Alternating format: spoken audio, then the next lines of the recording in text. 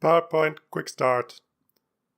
Hello everybody, welcome to the very first video on PowerPoint. In this video we will get started with the very basics. We will learn to add and modify slides, and we will learn to add and modify basic shapes. By the end of this lesson you will be able to create basic presentations. So let's get started. When we open PowerPoint for the first time, you will see something like this.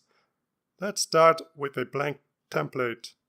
We see basically three areas: the slide area, the list of slide thumbnails here on the left, and the ribbon.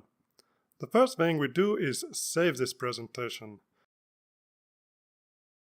As you know, presentations consist of slides. We already have one title slide in our presentation. We can add more slides by right-clicking in this column here. It automatically adds a standard slide. This slide contains a text box for the title and a single content box. We can also add other types of slides using this button.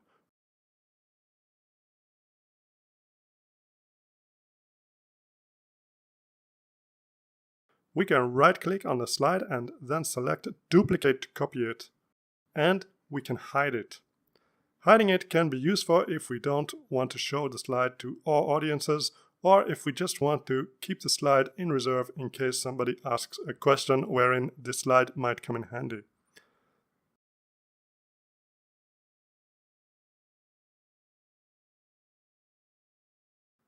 These plain white slides are pretty boring, so we're going to modify the background of the slides. We just right-click and choose Format Background. That opens up the format bar. The format bar is really useful and we will be using it a lot in the future. As for the slide background, we can change the color of the slide here, or we can add a gradient, picture or pattern instead. We can adjust the gradient, picture or pattern settings with the buttons that appear below.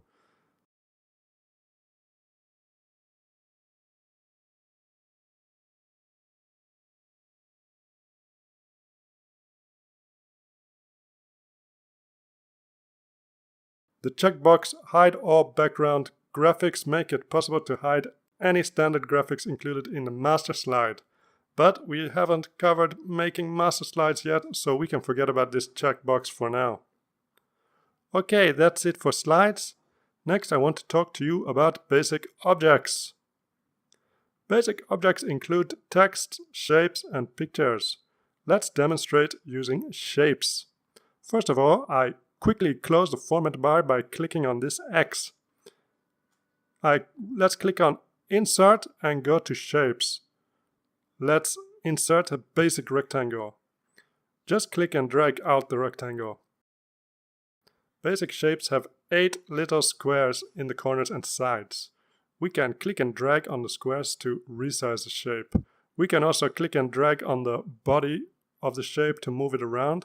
We can click and drag on this circular arrow to rotate it. We can add text to the shape by right-clicking and going to Add Text.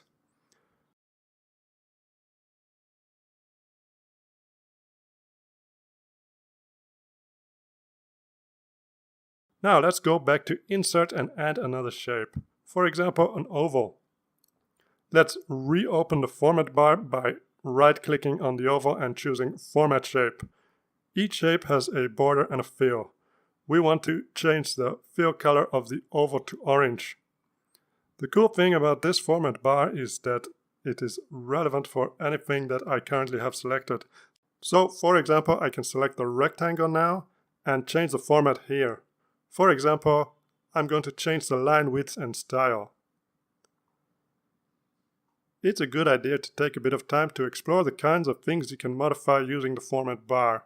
For example, there are some pretty cool special effects under this symbol. You can change the size and position using these parameters.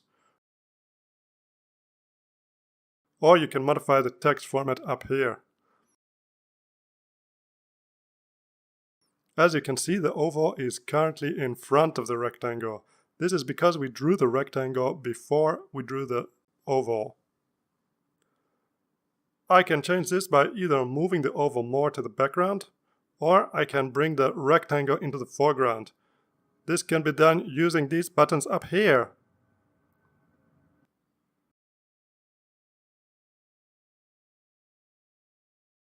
We can also import images using this button in the Insert menu. Images can be resized, moved and rotated in the same way as shapes, and we can use the format bar to adjust the format too. In fact, we have some additional options for pictures, like for example corrections and crop. Finally, we have text boxes. Text boxes also behave in exactly the same way as shapes and pictures. We can move, resize and rotate them, and use the format bar to change the format. And that's basically all there is to it. Now you have all the necessary tools to make some nifty presentations. Don't stop now though. PowerPoint still has a lot more powerful features. If you continue this course, you will learn about slide transitions, animation, adding sound and video, and a lot more.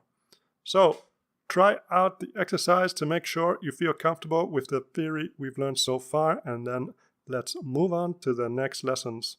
See you soon. Bye bye.